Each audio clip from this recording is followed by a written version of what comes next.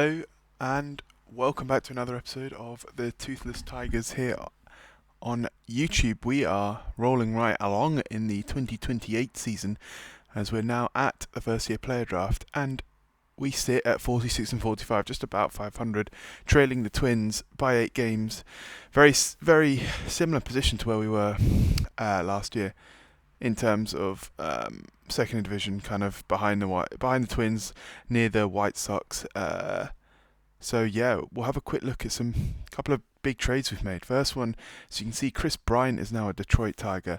He is a free agent at the end of this season. And we wanted to go out and get a bat as we were struggling for runs. We were actually under 500 for a bit. So we gave up Jesus Luzardo, who was really good for us in the 2 seasons he was with us. I'd say he wasn't really good. He was good. And provided really solid pitching. But we've got pitching coming up. We don't need pitching, so we gave him up. We gave up Christian Inoue, who is kind of a fielding second baseman guy, someone I'm not too fussed about giving up. And Tristan McKenzie, he was pitching pretty all right for us. So we gave those 3 up to go and get KB for a season. Maybe we look to extend him. He is wrecked, and he currently wanted quite a bit of money. I think it was 18 million. No, 20 million. So I'm not going to go and get him for that. But as a bat, help push us towards the playoffs a bit more. I thought it was a good trade. Beyond that, I don't think we made many trades. No, so we have a couple of injuries, sadly. Alcantara's out for 2 months with a ruptured finger, and Painter is out for 6 weeks, which is unfortunate to see. Jimmy Patea came out from injury and has been quite dominant, as you'd expect. Although, as we said, fragile. And the manager has put him on an 80-pitch limit, I think, to prevent him from getting any more injured. Dollander's, we'll have a look at the rest of the pitching. Dollander's been alright since he came back from injury. Scooble's been good since he came back. His ratings haven't done very well, but he's been good. Flores has been not great, and Job has had a very good year down at AAA. He's been called up, and he's actually been thrown literally just as we got that notification about Painter being injured, so he's now straight into the rotation. Diaz has been okay, 22 saves this season so far. Lang has been obscenely good, also an Allstar along with Riley Greene. Gemez, actually the rest of our bullpen has been good. Justin Legernick is being called up because he was killing it in AAA, 9-3 with 2.7 ERA, 1.86 ERA plus. He's literally just come up and he pitched 5 innings of 1-hit ball in a relief appearance. So he's probably not far away from becoming one of our starters in the rotation. Hitting wise, KB hasn't been with us for long. He's literally only had 24 at bats with us, so we won't look at him. But up to the season point, he was hitting very well for Colorado. So we'll see what he can do with us. Castellanos been excellent, 840 OPS, 18 bombs, 61 ribbies. Such a good season so far out of Castellanos. Really backing that 3-year, $12 million deal we offered him. Tiger legend. Young's been good in limited appearances. Riley Greene, big news with Riley Greene is we did sign him to an extension. 8 years, 170 million with only one player opt out right at the end. I think I'm really happy with that. He's got a couple of bonuses for being an All-Star and being an MVP, as he has previously. He obviously will get that All-Star bonus this year and will probably continue to do so, but he will be a Detroit Tiger through his age 36 season. So he's going to hopefully become a Tigers legend with us here. First big contract we've signed. Gage Wortman's been pretty good this year. Obviously a good shortstop, so always nice to see. Colkey's been okay. McLean, a guy we actually went and traded for with Cincinnati. We gave up Roberto Campos and Jin Young Lee as Campos just not breaking into our team, so we went and got a second baseman. So he's been pretty good since he's joined. Varsho, the guy we picked up in the off season, not been overly inspiring. Bit of power, but not much beyond that.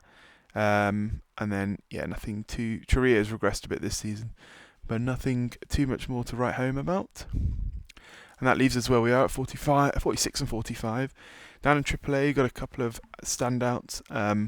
He is hitting well. Robert Hassel is a guy we actually traded, of course, Austin Hendrick away to San Francisco, along with Adinso Reyes and Phil Dyer.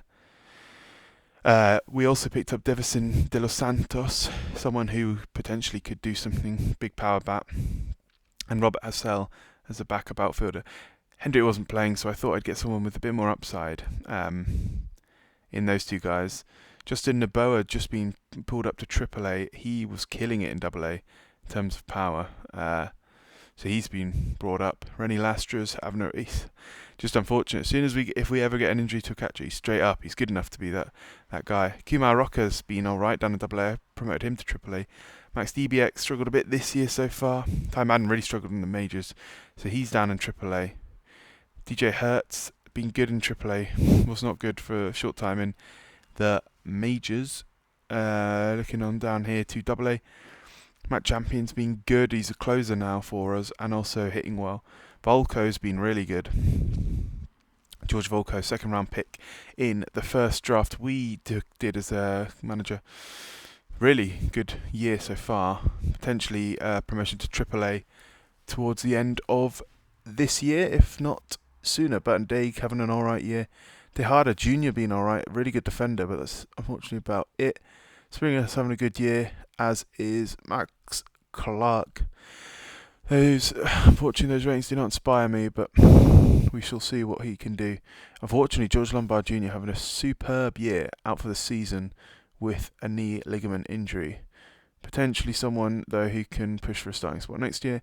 Clemani Salgado, really good so far. Well, fairly good so far. Cameron Johnson, not so much. But no, pretty happy with the way our prospects are performing. Couple of good seasons out of guys down here.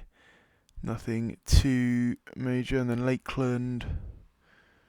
Gabe Long, who's actually our top prospect now, looks really good still. Looking for a bit more from him in single A before he maybe gets a promotion to AA. Juan Cazares as well. Another good guy. Struggling a bit in single A. Henry Allen down here as well. That's how the farm looks. Let's see, though, if we cannot add to that farm. As we pick 19th here, Boston Red Sox get the first pick. We are projected to take Nate Peterson, who looks amazing. Top projected pick is Josh Gormley, Polar Bear. Not to be confused with Pete Alonso. He looks pretty good. I think we crack on here, though, with the draft. Who are the best kind of players available right now? Rob Fahey looks pretty good as an outfielder. But let's progress on. Who do Boston take then? They do take Josh Gormley. He goes. So we move on to our pick. Quite a few high-ranked players still available. Rob Fahey still available. Now this is an intriguing guy. He looks like someone who could maybe impact our team. Certainly within the next maybe year or so. Already easily good enough, I'd say, for AA. Quite like him. Not a power bat, but an on-base machine by the looks of it. And he's got some pop and he can play defense. He looks like an intriguing pick to take with our first overall, our first rounder. Don't really want to go for a pitcher. I've got some good pitchers so far. The focus should definitely be on hitting. Jonathan Allen looks good though as well. More of an corner outfielder. He's durable, which I like. But Rob Fahey, I think, is going to be our pick here. He looks quite something there. So we shall move on to the next round. We have got a few guys left here to pick, maybe from college. Aegon Pope, actually from Michigan, Detroit, Michigan. I may do that then, because he's Joe Bird looks pretty good, but no, Aegon Pope. He's from Michigan, fan favorite. I'm going to take Joe Bird because he looks like he doesn't look that good, to be honest. We'll take him anyway. Why not? We're not in the business of waiting around. College players.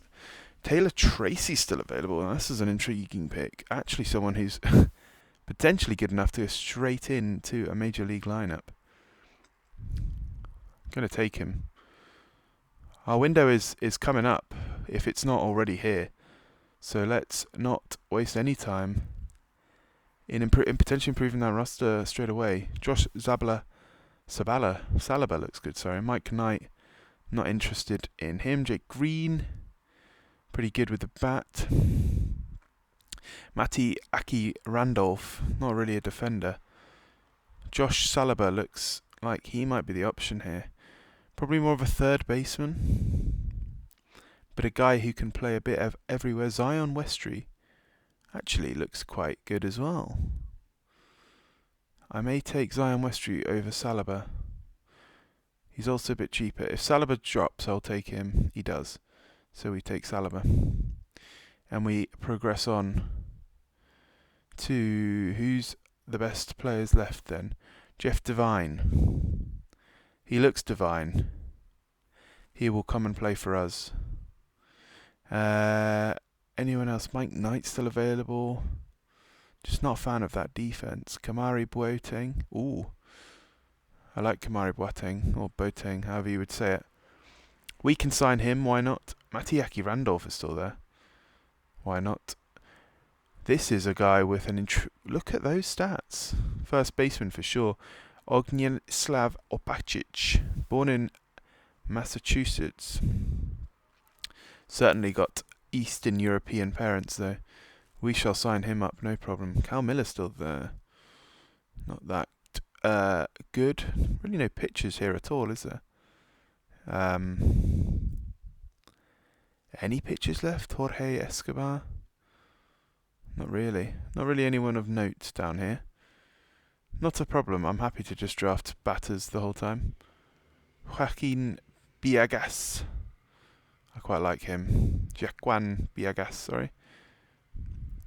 We'll take him. Ian Krause, another guy who looks pretty good. Really fleshing out our minor leagues with bats, to be honest.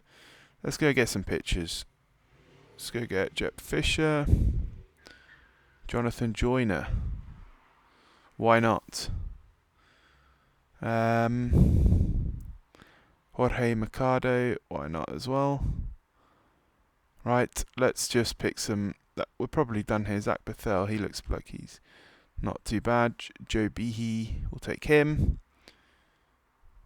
We'll take Zach Schneider. And then that will do that, I believe. We're done with the draft. So, very bat-heavy draft that was. We've got a couple of guys we need to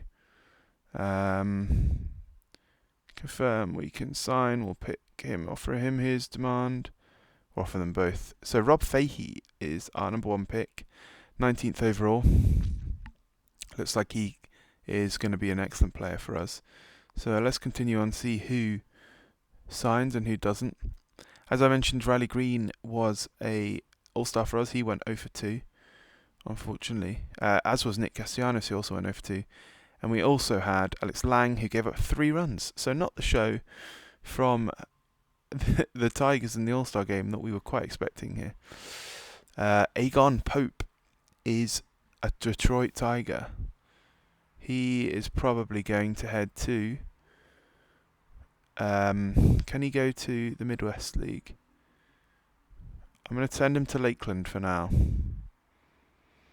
And see how he gets on there. I'm going to disable AI promotion demotion. Nothing going on there. Zion Westry, the outfielder who looked pretty good. He's ready to join us. He's going to stay in rookie ball for a bit. Needs to sort himself out a bit. Jeff Devine, again, he's a high schooler, so he can stay down there. As we head into the second half of the season, which we start with a 10-4 loss. A guy we looked at was Trinidad, Angel Trinidad. He looks good, but nothing too outstanding. Anything exciting going on? No, this is not what I wanted to see. So Lang is out 4 to 5 weeks here with a strained something. And Jimmy Otey is out for 3 weeks. This is hopefully not the start of a pitching meltdown from the Tigers. Maybe it's time to call Max DBEK up. Bryson Mounts. I'm going to bring up Hertz for sure. And then I think it is time to give Max DBEK the chance to shine in the major leagues. I think he deserves his chance. But we did win against the Yankees there, 1-0. As we continue to move on, Andre Lara, he's a very good pitcher, out for the season. No more movement from our top guys. Two of them have either signed or rejected me. I believe it will be a signing though, as Rob Fahey does indeed, our number one overall pick, number one pick for us, does indeed sign. Probably going to Advanced Day is where we'll send him. He will go to Higher West Michigan and hopefully has a good season there. And Taylor Tracy also signed. He looks so good already. He's going to go straight to AAA. Not going to hang around with Tracy. He's good enough for it. Interested to see what he can do. Pretty much straight away in the highest level of the minor leagues. As we continue on here into towards the end of July, as Castellanos hits another home run, Wilmer Flores, and I'm just waiting for those last two guys maybe to sign, maybe not. But I think this will do it for this episode. Most of our guys have signed now. Taylor Tracy's going to be leading off for AAA. Let's see how he gets on in his first game. Batting 500, 2 for 4. Can't go too wrong with that. Down in AA though, did we have any guys up here that we just signed? No, I think it was just advanced and single A. So Rob Fahey's batting 333, 1 for 3 on his debut for your Detroit Tigers. And in Lakeland we have Agon Pope, who's already homered down in Lakeland. Straight out of the draft, straight into the homer column. So, and Kamari Boateng has signed for us. Again, someone who's probably going to stay in rookie ball for a bit. Yeah, I think he will. So that will do this episode for your Tigers. DJ Hertz, I'm actually going to set as a reliever because he's not a starter in my book. And Lagernik is going to be a pitch starter. DBEK is up in the majors for the first time as well, so we'll see how he gets on. But that will do it for this episode. We are 50 and 46, heading into the end of July as we press on, hopefully for back-to-back playoff appearances. Maybe even a division win if we can overcome this 6-game lead. One of the better divisions in the league, though, and we could certainly be happy with where we sit at the moment. So thank you very much for watching, and I'll see you next time.